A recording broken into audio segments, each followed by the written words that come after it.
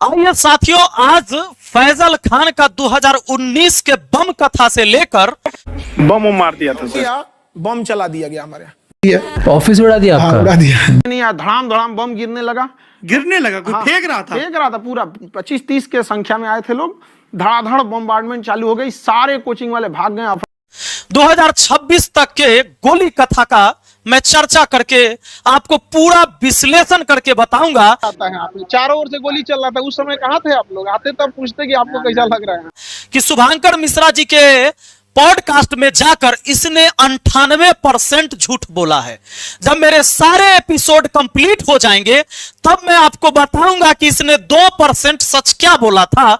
मैं गणित का भी टीचर हूं, इसको लगता है कि खाली हम नाचे करते हैं, हम नाच करवाए वो करते हैं, शायद ही भूल गया था।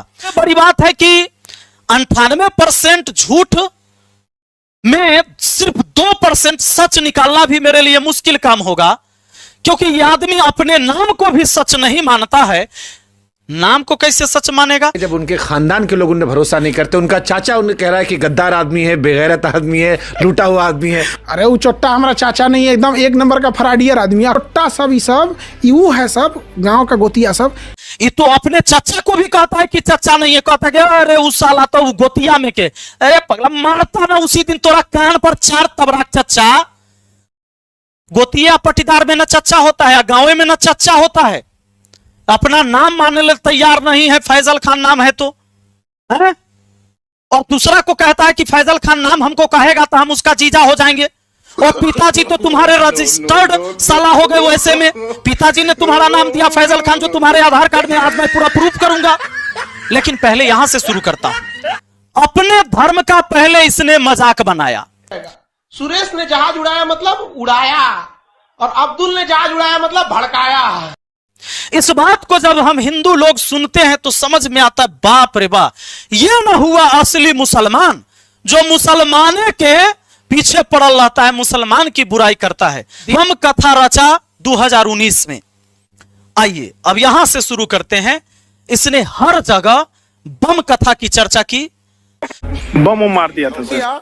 बम चला दिया गया हमारे यहाँ, ऑफिस उड़ा दिया आपका? उड़ा दिया नहीं यार, धड़ाम धड़ाम बम गिरने लगा। कोई फेंक रहा था पूरा 25-30 के संख्या में आए थे लोग। धड़ाधड़ बम्बार्डमेंट चालू हो गई, सारे कोचिंग वाले भाग गए। बम बम बम जो चर्चा किया है, देख लीजिए कहां कहां इसने बम। ये बम कथा 2019 में शुभांकर मिश्रा जी के यहाँ, कपिल शर्मा जी के शो में, ललन टॉप में, अमिताभ बच्चन जी के शो में, राज सामानी के शो में भी इसने बम कथा की चर्चा की। और सभी बम कथा में इसने एक बात कहा कि हम कम में पढ़ाते हैं, सस्ता पढ़ाते हैं, 200 रुपया में पढ़ाते हैं, इसीलिए कोचिंग माफिया बगल वाला सब जलता है, वो है बम चलवा देता है। धड़ाम धड़ाम बम गिरने लगा। कोई फेंक रहा था पूरा 25-30 के संख्या में आए थे लोग। धड़ाधड़ बम्बार्डमेंट चालू हो गई, सारे कोचिंग वाले भाग गए। बम की तो इसने ऐसी चर्चा कर दी जैसे कोई गुलाब जल छीट के जा रहा था यहां से। वाह रे वाह फैजल खान। इसके बाद क्या हुआ, 2019 वाला एक सीसीटीवी वीडियो ही अपने फोन में रखा और क्लास में इसने दूर से दिखाया कि देखो बम कैसे चला था। दीवार पर बम मारा, वहां पर शिवजी का फोटो लगा हुआ था, क्योंकि उस समय सावन आ गया था। इसने जानबूझकर और हिंदू के आस्था को और अपने तरफ खींचने के लिए इसने ऐसा षड्यंत्र रचा। हम ये क्यों दिखाना, देखो शिवरात्रि था कल, हम इसीलिए बताएं। यहाँ देखो उसने क्या किया, इससे पहले तो वो राखी शुरू कर चुका था और सारे लोग सोचने लगे कि भाई अब ये थोड़े नहीं इनको कोई मतलब है हिंदू मुस्लिम से, अच्छी बात है भाई, कोई भी राखी बंधवाई, इससे कोई दिक्कत नहीं है। इसके बाद सावन में इसने चर्चा किया कि बम मार दिया, एगो बम सोफा पर गिरा, वो फूटा नहीं, हम बच गए। लेकिन इसकी जो बम कथा है, ये झूठी कथा क्यों है मैं बताता हूं। इस बम को ब्लास्ट करवाने में इसका खुद का हाथ था। जब मैं इस पर पता लगाने की कोशिश किया तो इसके यहां पढ़ाने वाले जो पुराने साथी शिक्षक थे, इन्होंने बताया कि सर बात ही था कि दिन में झगड़ा हुआ था सिर्फ हॉस्टल वाला लड़का सबसे, लेकिन उस समय क्या होता कि हॉस्टल वाला लड़का के ऊपर एफआईआर करा भी लेता तो हमेशा के लिए दुश्मनी होता। दिमाग लगाया कि एक सिंपल सा उपाय किया, अपना आदमी सेट किया और कहीं से बम मंगवाया। अब बम मंगवाया वो फुसफुसिया वाला, वो छोड़वा दिया, वो पटकवाया जरूर है, उसके बाद वहां से फरार हो गया। लेकिन ये बम कथा की चर्चा होने लगी। पटना में जब बम कथा की चर्चा हुई तो पुलिस आती है और पुलिस पूछताछ में लग जाती है कि भाई बम ब्लास्ट हुआ है तो भाई एफआईआर तो होगी। अब यह व्यक्ति सोचता है कि अब मैं नाम किसका दूं। आपने कपिल शर्मा केबीसी हर जगह बताया कि मेरी कोचिंग बम फेंका गया, बम मार दिया था सर। हैं? और एक दिन हो गया बम चला दिया गया ऑफिस में। 15-20 लोग ऑफिस किस में पे घुसे। एफआईआर करवाई थी आपने? उस समय तो हम लोग कहाँ पहचान पाए थे लोग, उतना अज्ञात लोगों पे एफआईआर हुई थी। अगर मैं झूठा नाम दे दूंगा फंस जाऊंगा। इसने किसी तरीके से इसने सीधा कहा कि अज्ञात व्यक्ति, जबकि यह सोशल मीडिया में बोलता है तो बोलता है कि बगल के कोचिंग वाला सब बम चलाया। बगल के कोचिंग वाला इसलिए बम चलाता है कि हम कम पैसा में पढ़ाते हैं और बहुत सिलेक्शन होता है। अब जरा सोच के देखिए कि 2019 से 2026 हो गया, लेकिन इसको अभी तक पता नहीं चला कि वो बम चलाने वाला कौन था। ऑफिस में 15-20 लोग ऑफिस में किस पे घुसे। एफआईआर करवाई थी आपने? उस समय तो हम लोग कहाँ पहचान पाए थे लोग, उतना अज्ञात लोगों पे एफआईआर हुई थी। क्या यह बिहार पुलिस की नाकामी का चर्चा पूरे हिंदुस्तान में कर रहा है कि बम चलाने वाला 2019 से 2026 तक पता नहीं लगा? बम में आरडीएक्स होता है, यह बम चलाया किसने? और ये जब कहता है कि बगल वाला चलाया तो यहां की पुलिस इसे कॉलर पकड़कर खींच कर ले क्यों नहीं जाती है कि बगल वाला कौन चलाया, उसका नाम तो अब बताओ। सकता है इसके पीछे बगल की कोचिंग वाला है, सबको पता है कौन हो सकता है। वो बयान भी दिया है, कहा कि खान सर का कोचिंग 2 दिन में उड़ा देंगे। इतनी क्या ऐसी है कि मतलब गोली चला जाए? बात बस एक चीज है कि इतना रिजल्ट इतने कम फीस में क्यों हो रहा है। तो मतलब क्या इसके पिछवाड़ा पर वहां डंडा नहीं बरसाया जाना चाहिए इतना बड़ा झूठा का? इसके बाद अब क्या होता है कि बम बम बम बम सावन में भी शुरू कर दिया।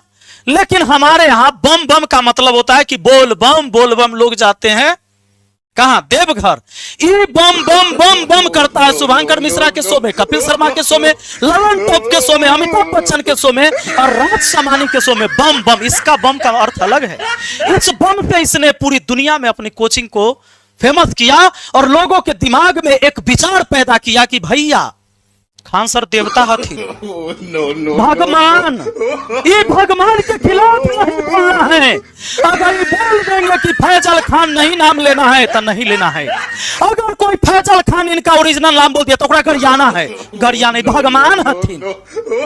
सब ये अंधविश्वास यहाँ के लोगों में पैदा हुआ, तब इसने असली खेल शुरू किया। अब कहता है गोली कथा इसने शुरू किया। सोचा कि 7 साल हो गया, रे बाप रे बाप, ये अब इस सब शो में बम बम बम बम बम बम करके आ गए हैं।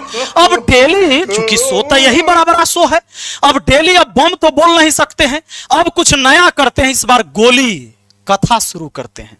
सोचा कि अब जाएंगे ना, और इतने लोगों से तो इसकी जान पहचान हो गई, अब जब गोली कथा कहेंगे तब फिर नया कहानी सुनने को मिलेगा। इस बार जब बिहार पुलिस की भर्ती आते 19,000 वैकेंसी है, इसने 12,000 कहा कि हम सिलेक्शन दिलाए हैं। उधर से रोशन आनंद इनके कंपटीटर, उन्होंने कह दिया 10,000। अब ये सोचा कि ये हो 10,000 कह दिया, तब बिहार के फॉलोअर एकरो है या हमरो है, लेकिन बाहर के फॉलोअर इसका नहीं है। हमारी डंका पूरे देश में बजनी चाहिए। दोनों एक ही दिन 31 तारीख को अपना जो है सम्मान समारोह करते हैं। अब जब यह 2 तारीख आता है, बेचारा को छटपटाहट न रुका। सोचा चर्चा तो हो ही नहीं रहा है कि हम 12,000 बनाए, बहुत माने के लिए तैयार नहीं है। इस सोचा कि ऐसा क्यों ना कुछ विस्फोट किया जाए कि पूरे देश में जान जाए एक बार कि भैया खान सर मसीहा हथिन, भगवान हथिन। वो भगवान के खिलाफ न बोले कि जे कह दिलखिन उ सत्य है। अब उसने इससे पहले फर्जी सिलेक्शन प्रमोशन कथा तय करिए दिया, जो हम आपको बता दिए। खाली फर्जी सिलेक्शन कैसे प्रमोट किया, चूंकि जब लोग अंधभक्त हो जाएंगे तो अपनी आंखों से देखना बंद न कर देंगे। और ईश्वर ने तुझे आंख दिया है रे, देखना अपने आंख से। जब ये फर्जी सिलेक्शन कथा तो सुनैले हैं, इस दिन क्या करता है इसे दिमाग लगाओ। इसकी अब सुनो स्टेटमेंट। कहता है कि रात के 10 बजे सीसीटीवी हम लोग का क्लोज हो जाता है कोचिंग बंद होने के। ऑफिस बंद हो जाती है 10 बजे। इनकी ऑफिस उस दिन बंद नहीं हुई थी। जैसे हम लोग का ऑफिस बंद होता है, सीसीटीवी कैमरा ऑफ होता है, इनका एक। अरे पगला, सीसीटीवी खाली रूम के अंदर लगता है, और सीसीटीवी लगता किस लिए है? ये दुनिया का सबसे पहला फर्जी व्यक्ति है जो अपने घर का या अपने कोचिंग का सीसीटीवी बंद करता होगा रात के 10 बजे। खेल कौन करता है रात के 10 बजे के बाद? जो तू सीसीटीवी बंद करता है, या स्पेशल इसी दिन के लिए तुमने सीसीटीवी बंद किया है, वो भी जब 2019 में कह रहा है कि हमारा यहाँ बम चला। अरे तोरा तो डर होना चाहिए, एक बाद भी तू रात में सीसीटीवी बंद करके निकलता है, और तब भी इस देश का हर जनता समझता है खान भगवान, खान भगवान। बिपिन सर कोई सच बोल लो तो ओकरा गाली दे, ओकरा चुप करा, काहे कि सच का है बोल लो। अरे सुन ले, सुन ले, हम अकेले एकरा जैसन चट्टान से टकराते हैं तो तू सुन तले कम से कम। इसने बारूद के ढेर पर अपने साम्राज्य को तैयार किया है, झूठी बात, फर्जी बात बेचकर। लेकिन याद रहे, ये हमको गाली देकर चिंगारी से टकराया है। हम छोटा जरूर हैं, लेकिन बारूद हो तुम, चिंगारी से टकराओगे, राख हो जाओगे। अब सुन लो, इसने कहा रात के 10 बजे सीसीटीवी बंद हो जाता है, तो अब 19 से आया और 19 से आकर मारे लगा, चुन चुन के माथा उठा फोड़ दिया। हम तो बचाने गए, बताइए हमारा तो सबसे बड़का गलती ये है कि इंसानियत के नाते हम गए बचावे, ले तो फंस गए, सारा दुनिया हमको खराब कह ले। रे पगला, इतना एक्टिंग रे, इतना एक्टिंग। अब ओरिजिनल कहानी बताते हैं साथियों। जानबूझ के रात के 10 बजे सीसीटीवी बंद किया। इसकी प्लान पहले से थी कि 2 दिन पहले हमने इतना बड़ा सेमिनार किया, इतना खर्च किया, इतना भोज खिलाया, और जब अगली बार 10 करोड़ का अगर कोर्स नहीं बिकेगा, चला इतना खर्चा कहला तो बेकार ना हो जाएगा। है तो ये बिजनेसमैन, ये आप जान लो। पहले इसने कहा कि सीसीटीवी बंद करो, और इसने अपने गुंडे बुला लिए। सबसे पहले इसने रोशन आनंद के पोस्टर फाड़े, और इसके जो मेन पोस्टर था उस पर ही पोस्टर लगाया हुआ था, उसको उकसाया। उसका स्टाफ आया, ये क्या किया कि अपना इनने जितना गुंडा खड़ा कर लेता उनने के सीसीटीवी बंद कर लेता, एगो रास्ता के तरफ सीसीटीवी रख लेता कि इनने से उकसाएंगे तो उनने से आवे करेगा। वो एकरा ये आइडिया कहां से आया है जानते हो? दृश्यम 1 देखा था ये, लेकिन एकरा नहीं मालूम था कि दृश्यम 3 तक रिलीज हो गया, वो हम तीनों देख लेते। अब बताते हैं आपको ये क्या किया। इधर वाला कैमरा रिकॉर्ड चालू था, उधर से वो लोग आया, अधा का पीट दिया, मार पीट दो तरफा हुआ है। एकरो आदमी था, ओकरो आदमी था, मारपीट हुआ लपड़े थपड़े, लेकिन एगो के सिर में चोट लगा। इंजरी इतना बड़ा नहीं था। पीएमसीएच से एक बार इसको भेज दिया गया दूसरे हॉस्पिटल सरकारी में, लेकिन इसके बाद यहां इलाज करा के फिर से पैरवी कराकर पीएमसीएच में गया, और उसके बाद जो है इस सब घटना हो गया खत्म। फिर देखा कि साला एगो के माथो फूट गया हमरा के, लेकिन पूरे देश में चर्चा नहीं हुआ, छटपटाने लगा। अब एकरा दिमाग खुला कि अब की कल जाए।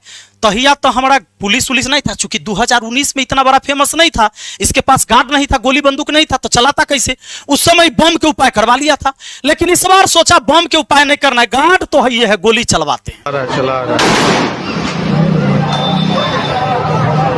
एक गोली उस टाइम चलवाया जब वहां पर रोड पर कोई लड़ने झगड़ने वाला था ही नहीं।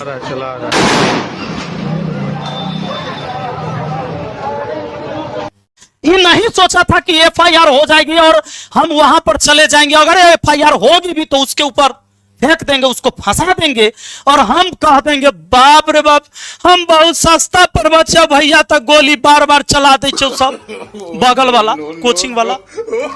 इसने यही खेल किया। जब गोली चलेगा आया, बोला 8 से 10 राउंड गोली चला, तरातर गोली चलने लगा था, हम तो अपना आंख से देखे। मिनट में ऐसा लगा कि जैसे अफरा तफरी होके रख गया यहाँ पर। 8-10 राउंड तो हम देखे हैं यहाँ पे। ये अपना आंख से देखकर जे बोला झूठ, एकरो विरोध तुम नहीं कर सकते हो। कुछ लोग अफरा तफरी होके रख गया यहाँ पर। 8-10 राउंड तो हम देखे हैं यहाँ पे। गोलीबारी भी हुई, और ये अपन नाम भी सच नहीं बोल रहा है, कबूल नहीं करे, एकरो विरोध नहीं कर सकते, लेकिन तुम हमारा विरोध करो तुम। रे हमारी जमीर जिंदा है, हम मर भी जाएंगे, हमारा पछतावा नहीं होगा, लेकिन कायर की तरह तुम जो डरपोक की तरह, बुज़दिल की तरह मुझे गाली देते हो बिना तथ्य को समझे। शर्म करो अपने आप पर, करो शर्म अगर है तो, नहीं है तो आगे आप कहानी सुनो। इसके बाद ही क्या किया कि गोली उली तो चलवा लिया, और इसको जब गोली चला, मान लो इसको मारने आता तो घर में ना नुका जाता जी, घर में नुकाता, पुलिस को फोन करता, उन्हीं के ही मीडिया को फोन किया। अब पहले से कुछ मीडिया को इज्जत कर ले, सब आ गया, हाली हाली रोड पर आकर बयान दे रहा है। गोली चलेगा, तोरा हत्या करे आएगा तो तू रोड पर आकर बयान देवे आएगा कि घर में घुस जाएगा? पुलिस के आने से पहले तू निकलेगा। आप लोग बताइए, जितने लोग वीडियो देख रहे हैं, आपके घर पर तरह गोली चले लगे तो आप पहले घर में घुसिएगा कि बाहर आकर आप वीडियो बनाकर आप बयान देने आइएगा मीडिया में? इसकी प्लानिंग थी, क्योंकि वहां इसको मारने वाला तो कोई था ही नहीं, इसके खुद के गार्ड थे, इसके खुद की बंदूक थी गार्ड की, उसने गोली चलाया। पहले ही मीडिया को बयान दिया, लेकिन सोचा बयान क्या देना है, तो ऐसे बोलता है बयान सुनो टाइप का नहीं हो जाता। एफआईआर किया था, वो बम चलते रहता है इधर, तो हम लोग कहें कि छोड़ो एफआईआर कौन करे। बगल की कोचिंग वाला है, सबको पता है कौन हो सकता है यहाँ पर। हाँ, वो बयान भी दिया है, कहा कि खान सर का कोचिंग 2 दिन में उड़ा देंगे। इतनी क्या ऐसी है कि मतलब गोली चला जाए? बात बस एक चीज है कि इतना रिजल्ट इतने कम फीस में क्यों हो रहा है। 8 से 10 राउंड तो हम अपना आंखें से देखे हैं। अब कोचिंग वाला सब माफिया जो जलता है से कम पैसा में पढ़ाते हैं, ज्यादा रिजल्ट होता है, एल गोली चलाता है। इसने सोचा अब तो वाहवाही है, अब ये वायरल होने लगा पूरे देश में, मजा करने लगा। ओकरा बाद एक और ऑडियो वायरल हुआ, कहा वाह सम्राट जी की पुलिस तो गजब है, उसको अरेस्ट करके ले गया। क्योंकि इतना बड़ा, यहां लोग समझते इतना बड़ा टीचर है, इसके बयान आ गए।